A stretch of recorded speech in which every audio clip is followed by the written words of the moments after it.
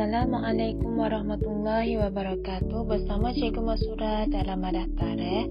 Hari ini kita akan belajar tajuknya Nabi Muhammad SAW berhijrah ke Yathrib. Sebelum kita belajar, marilah sama-sama kita membacakan doa. Bismillahirrahmanirrahim. Allahumma ftah alaina hikmataka wanshur alaina min qazaini rahmatika ya arhamar rahimin. Rabbi zidni ilman warzuqni fahman. Rabbi shrah li sadri wa yassir li amri wahlul 'uqdatam min lisani yafqahu qawli. Ya pelajar, hari ini tajuknya Nabi Muhammad SAW berhijrah ke Yathrib. Pertama, kaum Quraisy Mekah berazam hendak membunuh Nabi Muhammad SAW. Baginda terpaksa berhijrah ke bandar Yathrib, Al-Madinatul Munawwarah.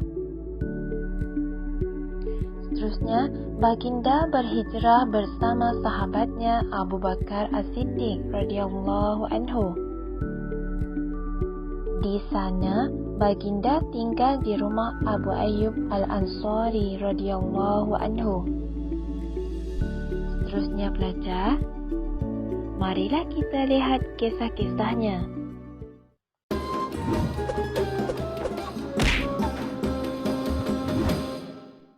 Kisah Nabi Muhammad sallallahu alaihi wasallam berhijrah ke Yathrib. Atas izin Allah Subhanahu wa taala, kaum musyrikin yang mengepung rumah Rasulullah tertidur pulas. Alhasil mereka kehilangan jejak Rasulullah yang ternyata berhasil lolos dengan selamat. Sementara itu, Rasulullah bersama Abu Bakar sedang bersembunyi di Gua Thur agar terhindar dari rencana pembunuhan kaum musyrikin. Di suatu malam, Rasulullah didatangi malaikat Jibril. Beliau diberitahu bahwa sudah saatnya bagi Rasulullah untuk berhijrah. Wahai Muhammad, janganlah kamu tidur besok malam di tempat tidurmu, karena sesungguhnya Allah Subhanahu wa Ta'ala memerintahkanmu untuk berhijrah ke Yathrib. Pada siang hari berikutnya, Rasulullah mendatangi rumah Abu Bakar sambil menutupi wajahnya. Sebuah kebiasaan yang jarang beliau lakukan saat berkunjung ke rumah sahabatnya tersebut. Rasulullah merasa perlu berhati-hati sebelum menceritakan kepada Abu Bakar tentang kedatangan Jibril semalam. Wahai sahabatku, keluarkan orang-orang yang ada di rumah ini. Aku ingin menyampaikan sebuah hal yang penting kepadamu. Mereka semua keluargamu, wahai Rasul, tidak ada yang perlu dikhawatirkan. Sesungguhnya telah diizinkan bagiku untuk berhijrah. Apakah Anda ingin ditemani, wahai Rasul? Ya, aku ingin engkau menemaniku hijrah ke Yathrib. Abu Bakar terharu mendengar permintaan Rasulullah. Sampai-sampai ia menangis karena amanah besar ini.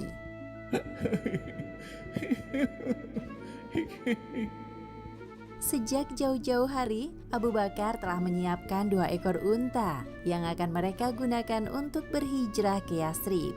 1 unta untuk dirinya dan 1 unta lagi untuk ditunggangi Rasulullah. Wahai Rasul, ambillah salah satu dari 2 unta ini yang Anda sukai. Maaf sahabatku, kali ini aku tidak akan menerima pemberianmu secara cuma-cuma. Aku akan membayar senilai 1 ekor unta. Hijrah dari Makkah ke Yathrib adalah ibadah yang mulia. Maka aku ingin mengeluarkan semua yang aku miliki demi menempuh perjalanan ini. Kemudian Rasulullah dan Abu Bakar menyusun strategi hijrah bersama, khususnya rencana untuk keluar dari Mekah malam ini. Selain Abu Bakar, Nabi Muhammad juga menemui Ali bin Abi Thalib. Beliau meminta 2 hal kepada Ali. Setelah sebelumnya Rasulullah meminta Ali untuk tetap tinggal di Mekah sampai sekarang. Wahai Ali, sebelum engkau berhijrah ke Yathrib, aku minta agar engkau mengembalikan barang-barang titipan yang diamanahkan kaum Quraisy kepadaku. Insya Allah, aku akan menyelesaikan amanah tersebut untukmu, wahai Rasul. Terima kasih.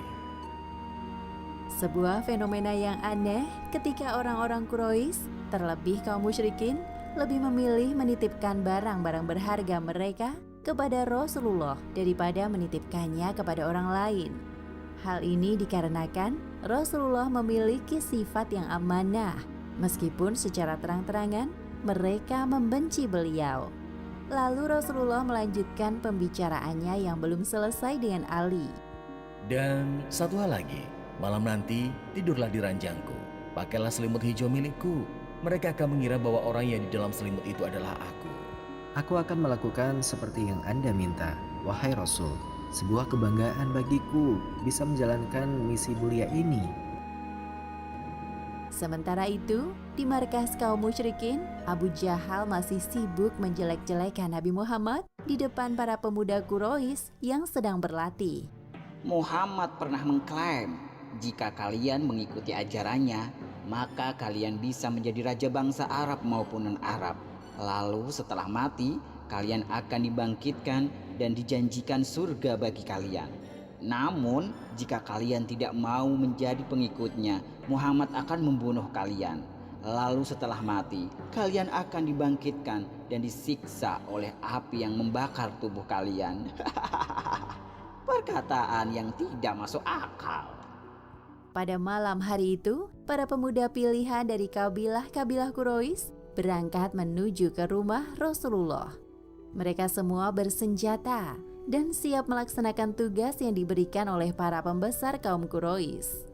Sementara itu, di kediaman Rasulullah, beliau telah berencana keluar dari rumahnya di awal malam, lalu menuju rumah Abu Bakar, baru kemudian meninggalkan kota Mekah. Namun Rasulullah hanya manusia biasa yang tidak dapat menentukan takdirnya. Ketika beliau hendak bersiap-siap keluar, terdengar suara desas-desus dari luar rumah. Ternyata para pemuda pilihan kaum musyrikin telah mengepung di sekitar rumahnya. Mereka datang lebih awal dari perkiraan beliau. Para pemuda Quraisy berpencar di sekitar kediaman Rasulullah untuk mengawasi setiap pergerakan yang terjadi. Malam ini Muhammad akan mati di tangan kita. Jangan sampai dia lolos. Benar, kita tidak boleh lengah sedikit pun. Rasulullah sempat merasa bimbang untuk memutuskan akan keluar atau tidak dari rumahnya ketika melihat segerombol kaum musyrikin yang telah berjaga di luar. Namun Allah Subhanahu wa Ta'ala mengisyaratkan beliau untuk tetap keluar dari rumahnya. Lalu turun ayat Al-Quran surat Yasin ayat 9. Dan kami adakan di hadapan mereka dinding dan di belakang mereka dinding pula. Dan kami tutup mata mereka sehingga mereka tidak dapat melihat. Akhirnya Rasulullah memberanikan diri untuk keluar dari rumahnya sambil membaca surat Yasin.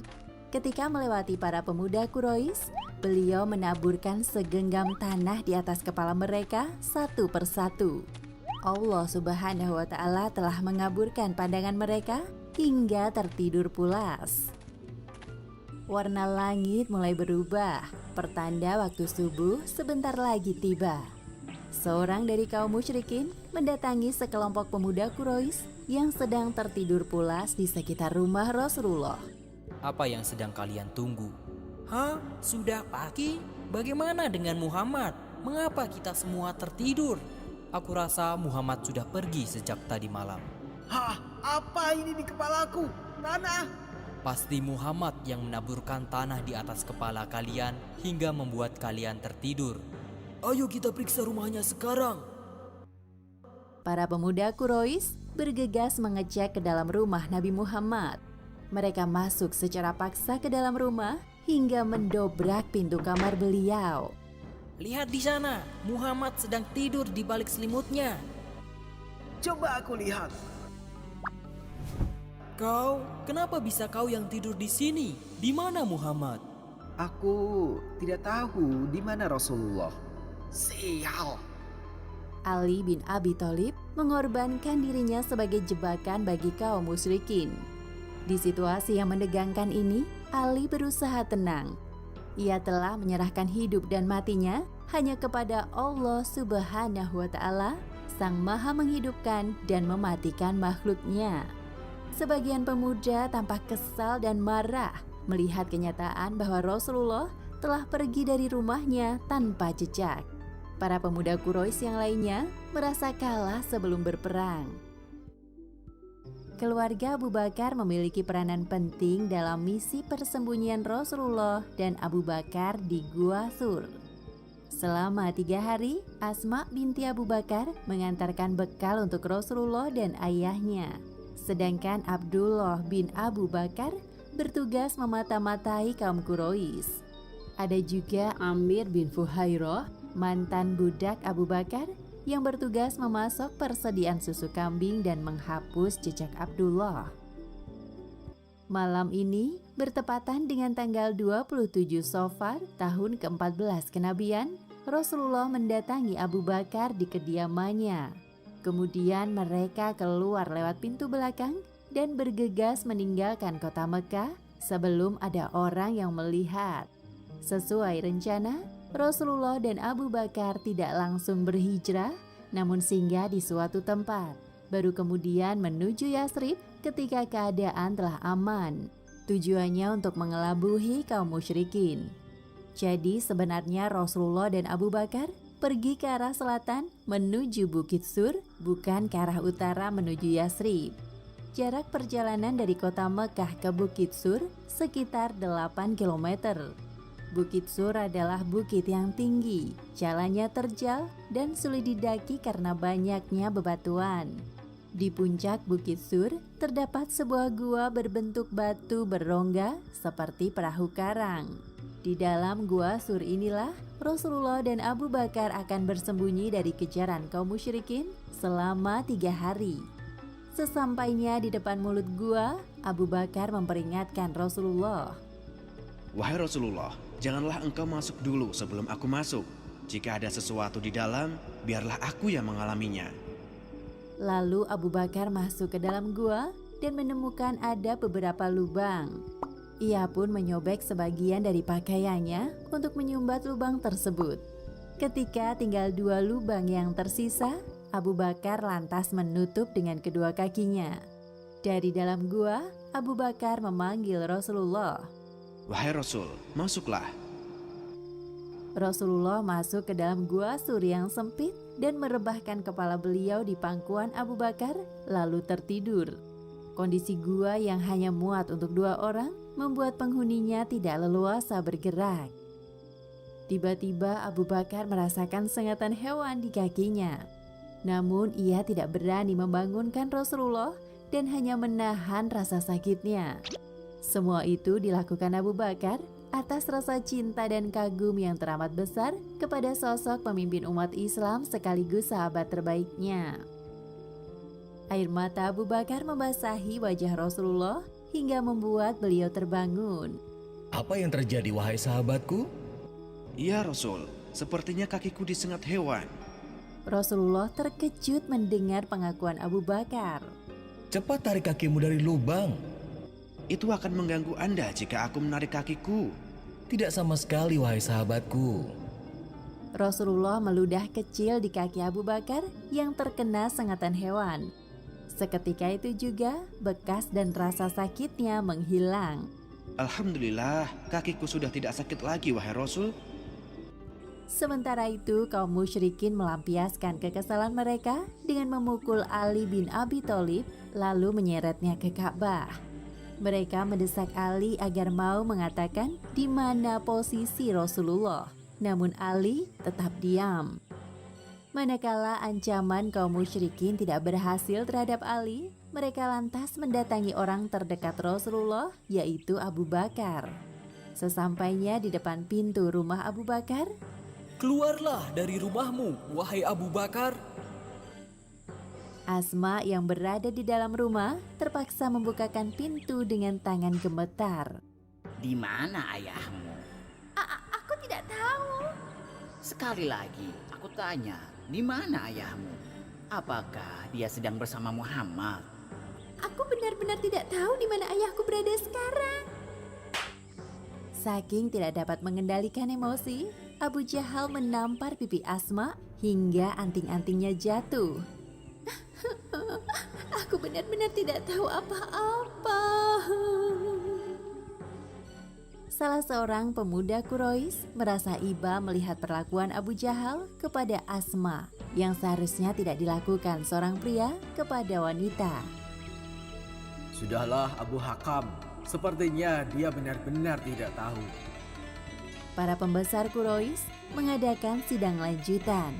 Mereka mengerahkan para pelacak jalan di semua jalur menuju Mekah untuk menemukan Rasulullah dan Abu Bakar.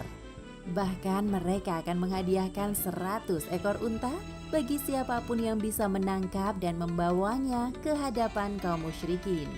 Pasukan berkuda, pejalan kaki, dan para pelacak jalan yang mengetahui perihal sayembara berlomba-lomba untuk mencari jejak Rasulullah dan Abu Bakar. Ayo, kita cari Muhammad. Menjelang siang hari, para pencari jejak utusan kaum musyrikin mulai menyusuri jalan. Mereka terbagi dalam beberapa bagian. Ada yang menuju ke arah utara, selatan, barat, dan timur Mekah. Setelah beberapa lama mencari, akhirnya para pelacak jalan yang ditugaskan ke arah selatan berhasil menemukan jejak Rasulullah dan Abu Bakar. Aku menemukannya. Lihat kemari. Di mana? Di sini. Aku yakin bekas terompah ini adalah milik kaki Muhammad. Namun sepertinya dia tidak sendirian. Aku yakin bekas terompah yang satunya ini milik Abu Bakar. Ayo kita ikuti jejak langkah kaki ini. Pasti kita dapat menemukan mereka berdua. Para pencari jejak terus berjalan sampai mendaki Bukit Sur. Sesampainya di puncak bukit, mereka menghentikan langkahnya. Sebentar, aku yakin mereka ke arah puncak. Tapi setelah ini kemana lagi? Mengapa jejaknya tiba-tiba menghilang? Mustahil mereka menghilang begitu saja. Apakah jejaknya terhapus angin? Entahlah, ini sungguh aneh. Sementara itu, Abu Bakar yang mengetahui kehadiran para pencari jejak di atas bukit merasa was-was. Ia mengadu kepada Rasulullah sambil berbisik-bisik. Wahai Rasulullah, jika mereka menoleh ke bawah, pasti mereka dapat melihat kita. Diamlah wahai Abu Bakar. Kita berdua, tapi yang ketiganya adalah Allah. Sebagaimana yang disebutkan dalam Al-Quran, Surat At-Taubah ayat 40. Jikalau kamu tidak menolongnya, Muhammad, maka sesungguhnya Allah telah menolongnya. Yaitu ketika orang-orang kafir musyrikin Mekah mengeluarkannya dari Mekah, sedang dia salah seorang dari 2 orang ketika keduanya berada dalam gua.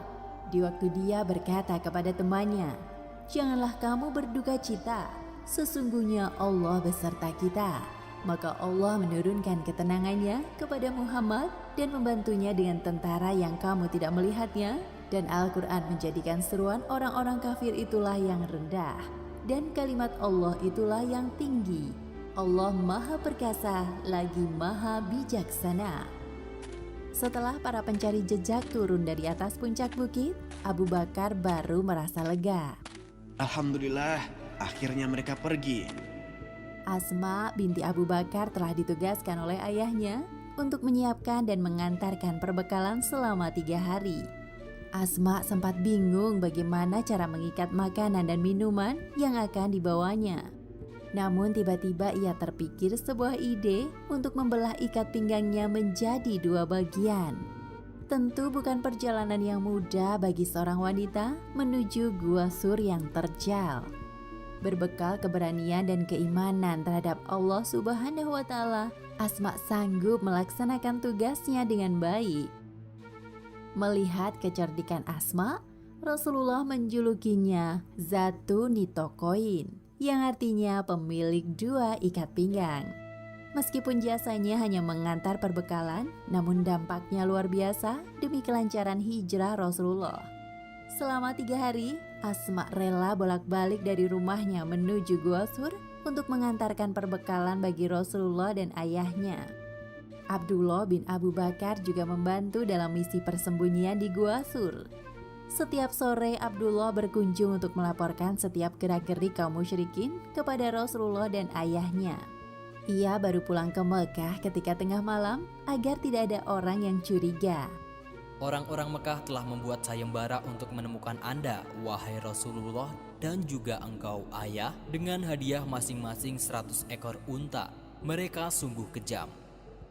Selain Asma dan Abdullah, Abu Bakar juga meminta pertolongan dari Amir bin Fuhairah, seorang mantan budaknya.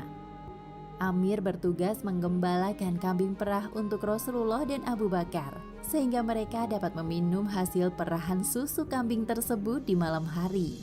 Selain untuk menyediakan air susu, Amir bertugas menggembala kambingnya di Bukit Sur dan sekitarnya untuk menghilangkan jejak Abdullah yang bolak-balik antara Bukit Sur dan Mekah. Pada hari keempat, keadaan mulai aman. Orang-orang Mekah tidak lagi berminat terhadap sayembara. Sedangkan kaum musyrikin mulai mereda emosinya dan mengendurkan pelacakan. Hari ini seorang penunjuk jalan bernama Abdullah bin Uraikid mendatangi Rasulullah dan Abu Bakar di sekitar Bukit Sur. Meskipun Abdullah adalah seorang musyrik, namun ia amanah dengan pekerjaannya. Oleh karena itu Rasulullah mempercayakan keamanan beliau dan Abu Bakar kepadanya. Amir bin Fuhairah juga ikut serta dalam perjalanan hijrah ke Yasrib. Abdullah bin Uraikid menuntun mereka untuk menempuh jalur pesisir pantai yang jarang dilewati orang-orang pada umumnya. Meninggalkan kota Mekah bukanlah perkara mudah bagi Nabi Muhammad SAW karena hijrah merupakan ujian dari Allah Subhanahu wa Ta'ala kepada Rasul-Nya untuk berpisah dari kampung halaman tercinta. Ditambah lagi halangan yang harus dihadapi oleh beliau selama perjalanan. Satu-satunya orang Quraisy yang berhasil mengejar rombongan Rasulullah adalah Suraqah bin Malik bin Jusum.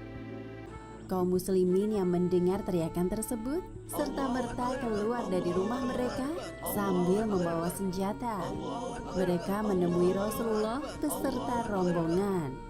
Selamat datang di perkampungan Bani Amr bin Auf, wahai Rasulullah, kami telah menunggu kedatangan Anda. Mereka mengitari Rasulullah dan Abu Bakar sambil meneriakkan lafaz takbir. Allahu Akbar, Allahu Akbar, Allahu Akbar. Mereka begitu gembira menyambut kedatangan Rasulullah. Kebanyakan dari kaum Ansor ini belum pernah berjumpa secara langsung dengan Rasulullah. Jadi mereka tidak bisa mengenali sosok Rasul. Bahkan mereka mengira bahwa Abu Bakar adalah Rasulullah. Karena penampilan Rasul sangat sederhana, tidak seperti penampilan raja-raja pada umumnya. Tatkala kaum Ansor mulai menyongsong Abu Bakar, Rasulullah hanya duduk dan diam. Abu Bakar yang diberi ucapan selamat datang merasa tidak enak hati dengan Rasulullah.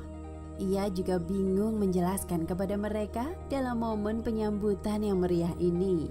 Tiba-tiba sinar matahari menerpa wajah Rasulullah. Abu Bakar dengan sigap mengangkat sebagian pakaiannya untuk menaungi Rasulullah dari teriknya matahari.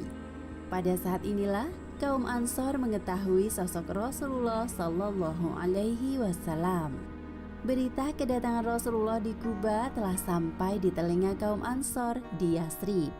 Beberapa dari mereka rela pergi ke Kuba untuk menemui Rasulullah. Selama singgah di Kuba, Rasulullah tinggal di rumah Kulsum bin Hadam. Selain Kulsum, Rasulullah sering berkunjung di kediaman Sa'ad bin Khaisamah untuk berdiskusi tentang dakwah Islam bersama para sahabat yang lain. Sementara itu di kota Mekah, Ali bin Abi Thalib telah menyelesaikan amanah dari Rasulullah untuk mengembalikan barang-barang titipan kaum Quraisy. Sekarang saatnya bagi Ali untuk menyusul Rasulullah hijrah ke Yasrib. Ketika Ali melewati daerah Kuba, seseorang memberitahunya bahwa Rasulullah sedang berada di tempat ini. Kemudian Ali memutuskan untuk tinggal di rumah Kulsum bin Hadam bersama dengan Rasulullah. Selama 4 hari di Kuba, Rasulullah telah merancang sebuah rencana besar. Beliau mengajak kaum Ansor untuk membangun sebuah masjid dan sholat di dalamnya. Sebagaimana yang disebutkan dalam Al-Quran surat At-Taubah ayat 108.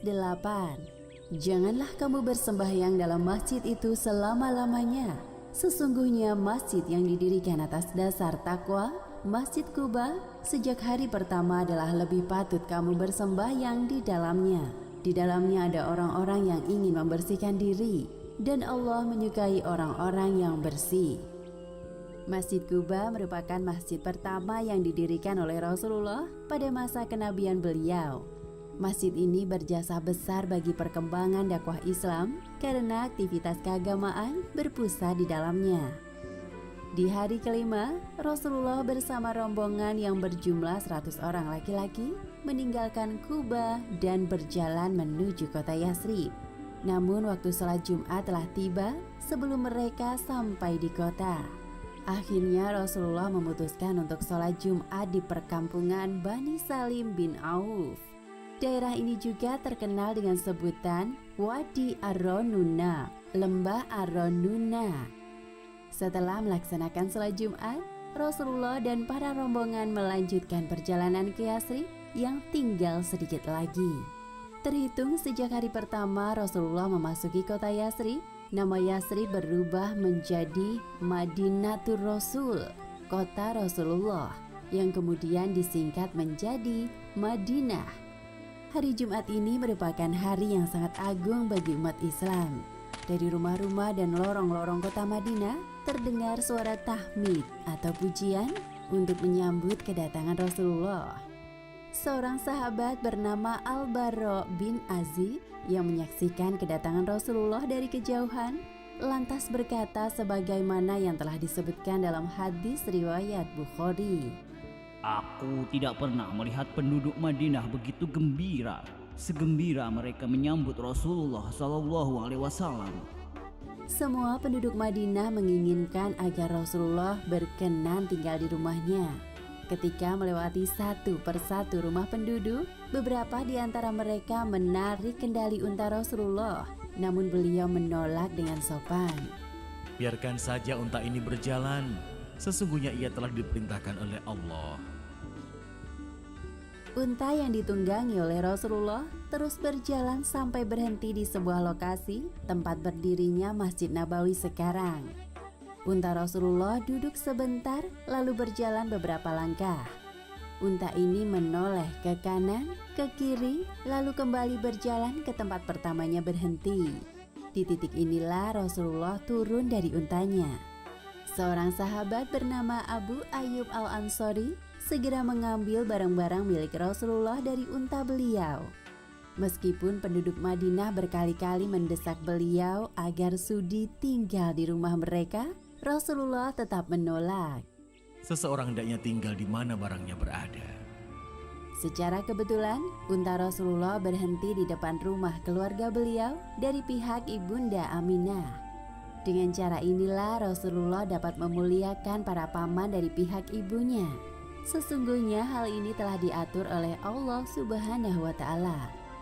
Setelah beberapa hari tinggal di Madinah, istri beliau yaitu Saudah bersama dengan Fatimah dan Ummu Kulsum menyusul. Mereka tiba di Madinah bersama dengan Usamah bin Zaid dan Ummu Aiman. Selain mereka datang juga keluarga dari pihak Abu Bakar yaitu Abdullah dan Aisyah. Sedangkan putri Rasulullah yang bernama Zainab masih tinggal di Mekah bersama dengan suaminya yang bernama Abu Al-Ash. Ya belajar, itulah kisah-kisahnya. Seterusnya belajar, marilah kita bacakan perkataan dalam bahasa Melayu dan dalam bahasa Thai. Perkataan yang pertama, berazam. Berazam dalam bahasa Melayu artinya berniat, berniat atau bercita-cita, bercita-cita. Dalam bahasa Thai, tang cai.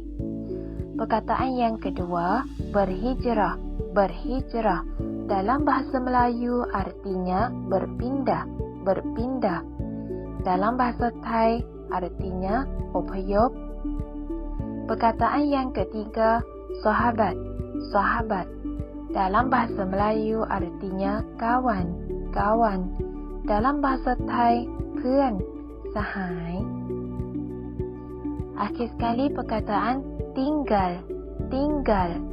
Dalam bahasa Melayu artinya duduk, duduk. Dalam bahasa Thai artinya asai, pamnak. Itu dia belajar.